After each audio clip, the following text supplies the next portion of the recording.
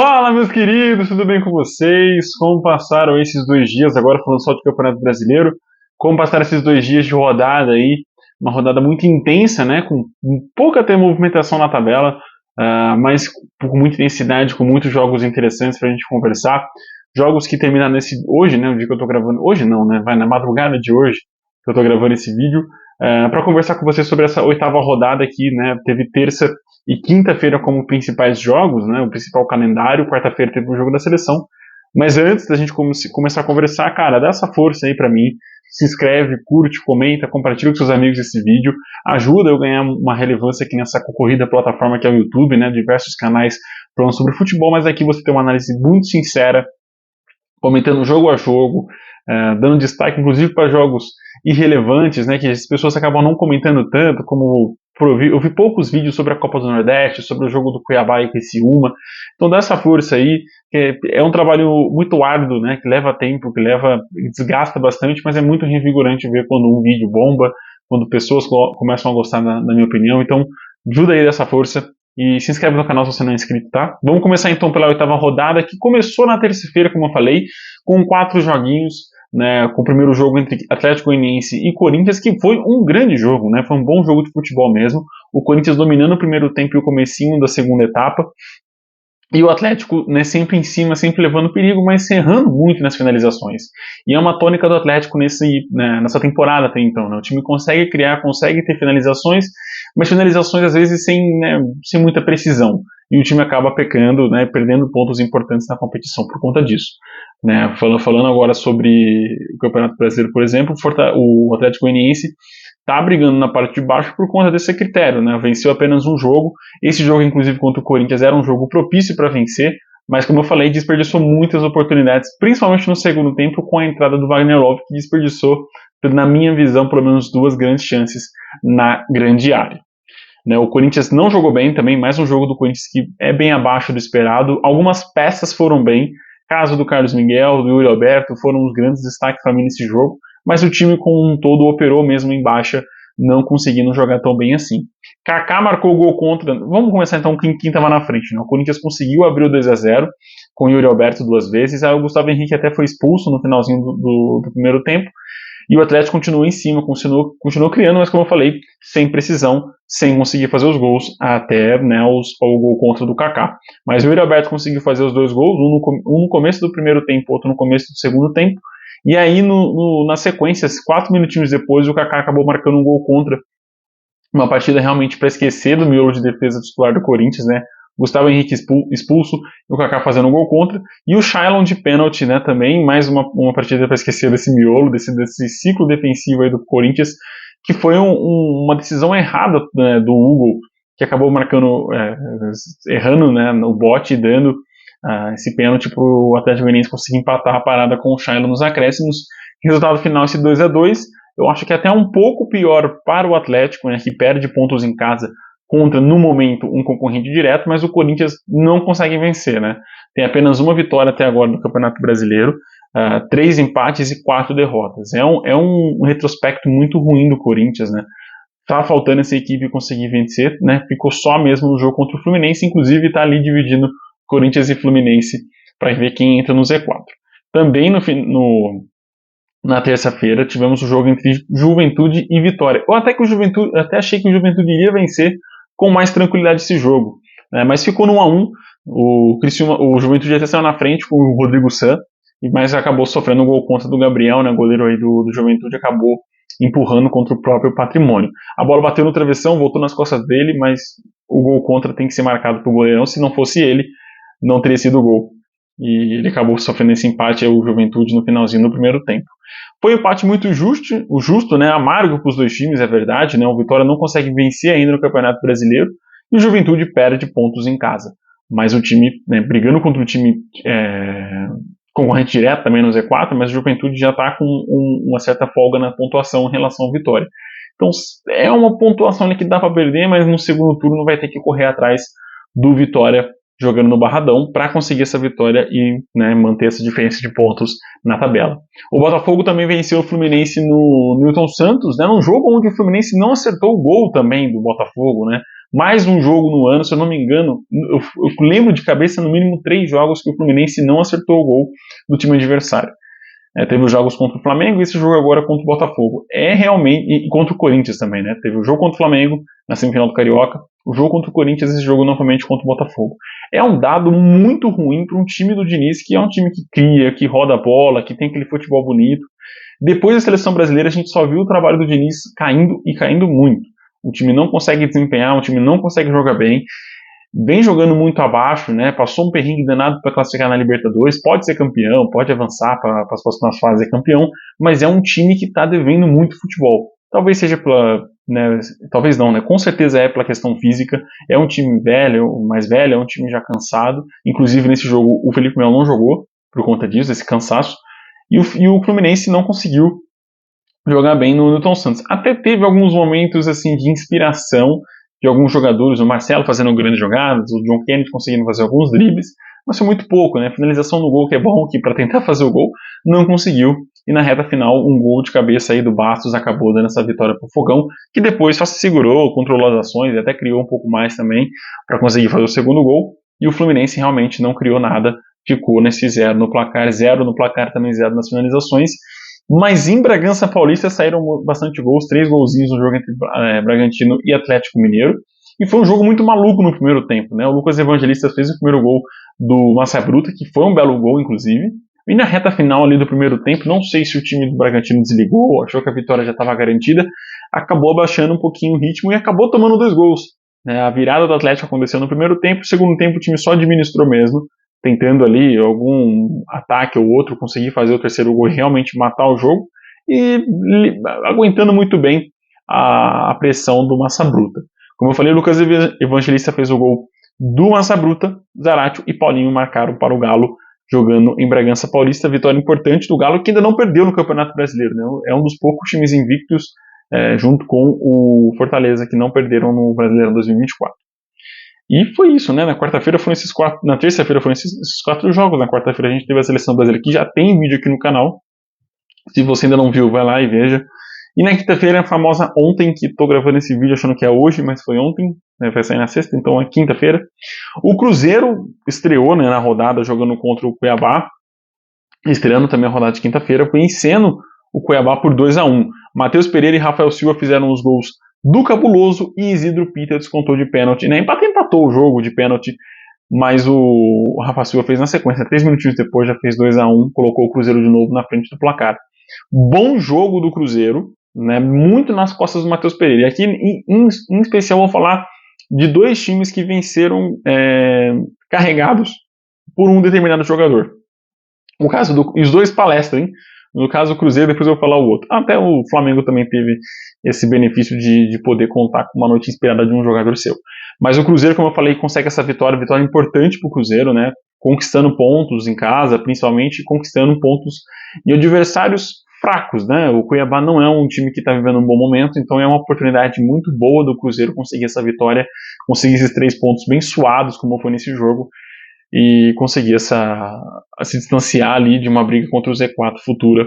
O Cruzeiro está na parte de cima da tabela, está em 7º lugar atrás do Palmeiras, também está com 14 pontos, está um pontinho só, então tá todo mundo embolado na parte de cima, cara, muito pouca diferença de um pro outro, mas fica esse destaque aí para essa boa vitória do Cruzeiro, para dar moral, cara, é uma vitória assim, pra gente poder ter tranquilidade no Cruzeiro para trabalhar na semana, até o próximo jogo do final de semana, né, que vai enfrentar aí. Também nessa quinta-feira tivemos o jogo mais sonolento possível, que foi entre Inter e São Paulo. Falando do Fluminense, o Inter também não acertou o gol nesse jogo, não conseguiu uma finalização certa.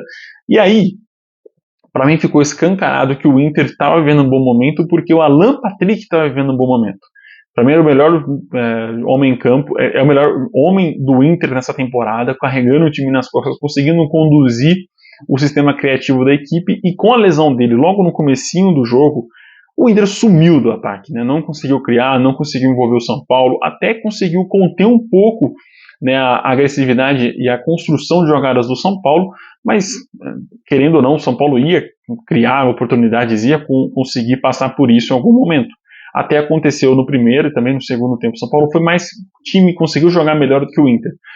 Mas, cara, o Inter pra mim é muito dependente do Alan Patrick e sem o meia colorado me causa uma dúvida muito grande. Se essa lesão for realmente muito séria, lembrando que o Inter vai ter decisão de Copa do Brasil contra o Juventude em breve, ainda não tem data marcada, vai ficar essa lacuna muito grande no meio de campo do Inter. Maurício misteriosamente não jogou hoje. E o São Paulo, cara, foi um jogo honesto do São Paulo, tá? Não, Marcelinho, eu sei que você não gosta que eu fale mal do São Paulo. Inclusive, hoje vou mandar um abraço para um amigo meu corintiano, o Edson, meu tio Edson, né, carinhosamente que eu chamo ele.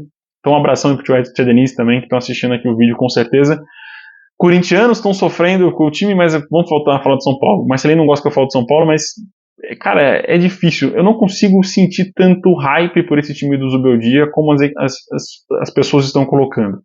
É um time que demora para criar jogadas, não é um time que consegue ter o ímpeto ofensivo muito grande como tinha com o Dorival, né, de criar, de envolver o time adversário. É um time que demora muito para criar, troca muitos passes, às vezes os passes não são tão ofensivos, não surtem tanto efeito quanto eu espero, quanto eu imagino, né, que deveriam surtir.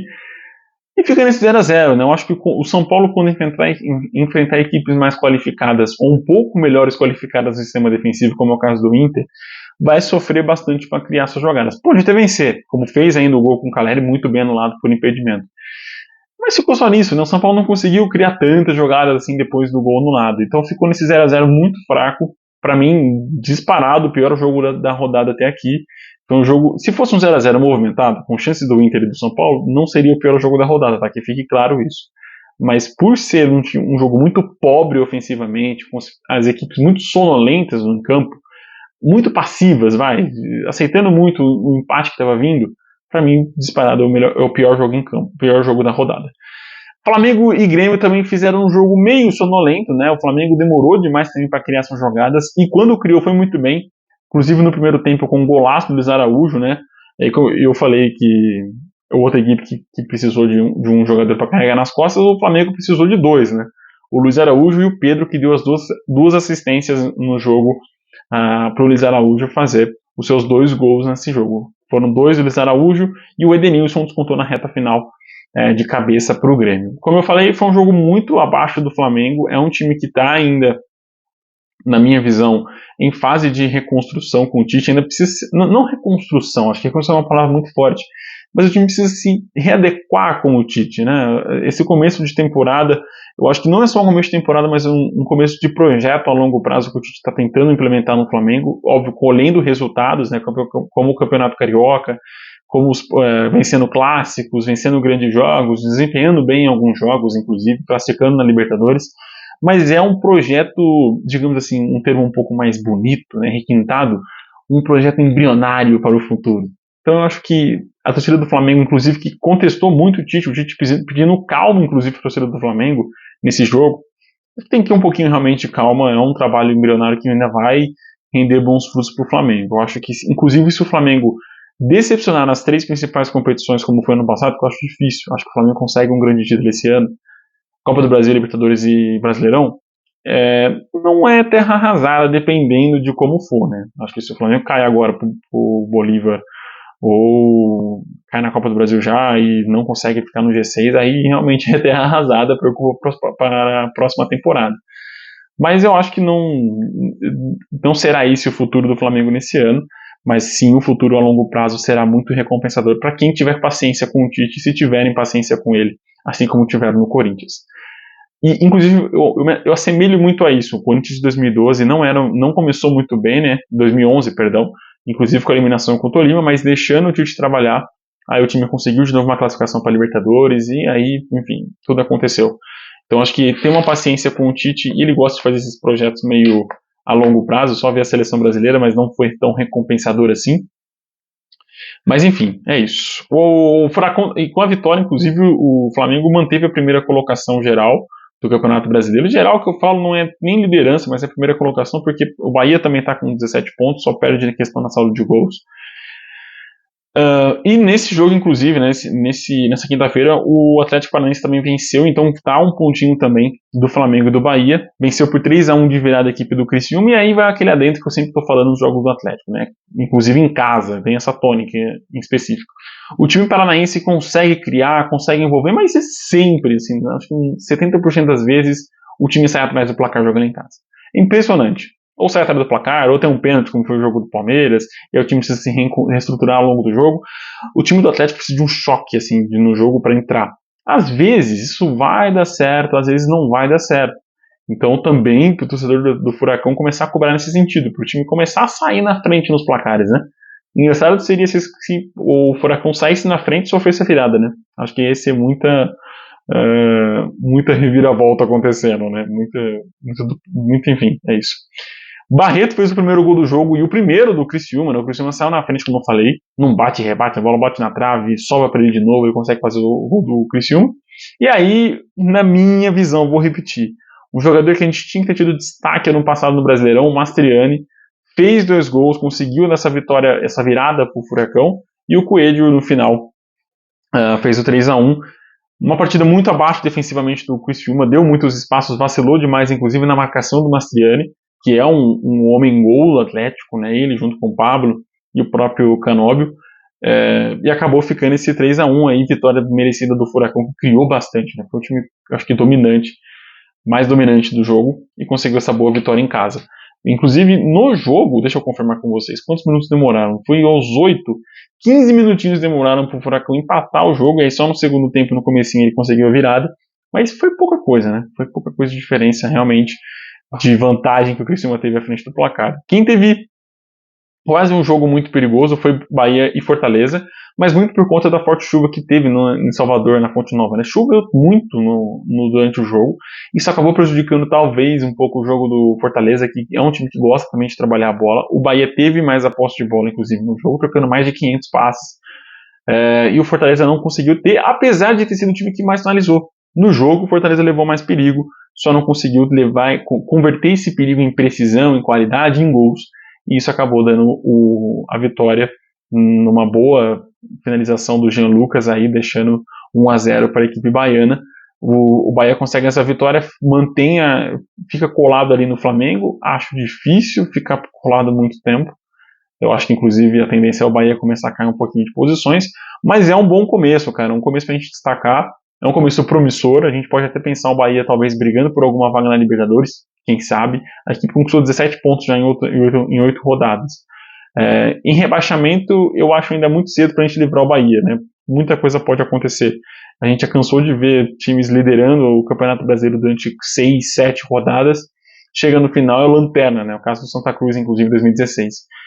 Mas é isso, cara. Eu gostei do jogo do Bahia, gostei muito do jogo do Fortaleza, apesar desse detalhe da precisão, da finalização, que realmente o time pecou bastante no jogo na Fonte Nova. Um time que eu gostei bastante hoje, um jogador também mais específico, foi o Estevão, né? O Estevão conseguiu conduzir muito bem o Palmeiras a vencer o Vasco jogando no Allianz Parque. De ressalva, eu vou já ligar um pontinho, um asteriscozinho aqui pra gente conversar. O Vasco dá muitos espaços defensivos, mas muitos espaços. É muita liberdade criativa que os atacantes, principalmente os de beirada, têm nos jogos contra o Vasco.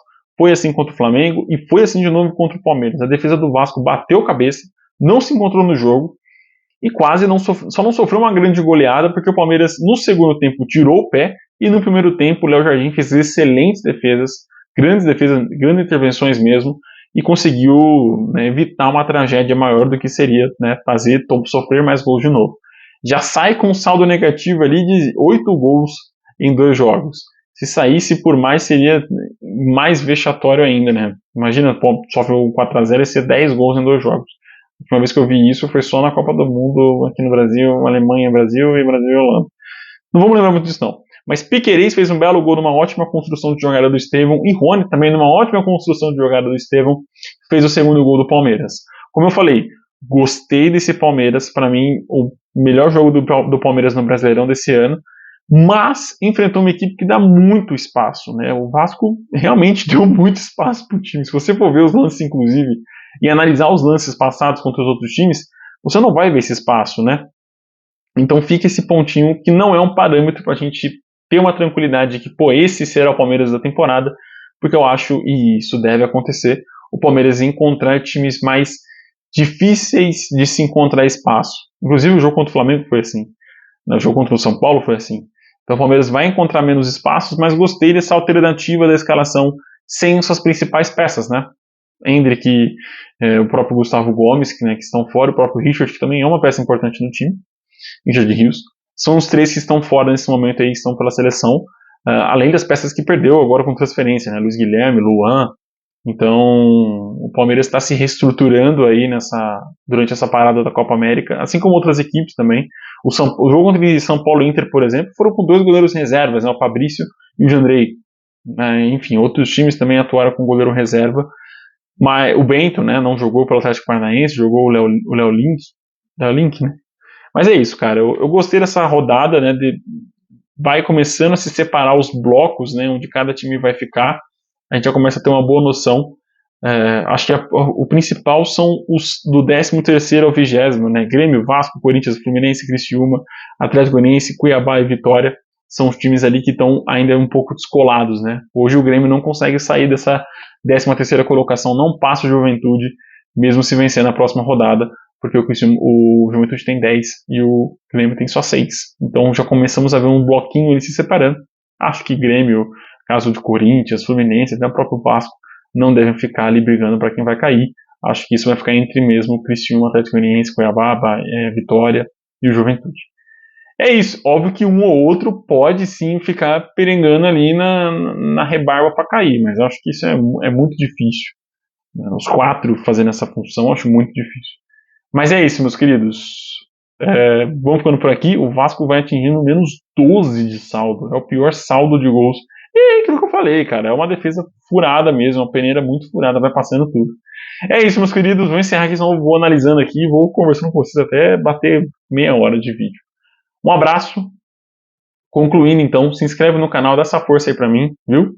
Faz total diferença, me ajuda bastante.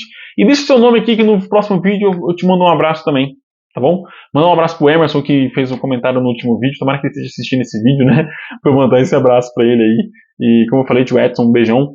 Amo vocês, você e tia Denise. Bola no meu coração. E até o próximo vídeo. Um abraço, até mais. Falou!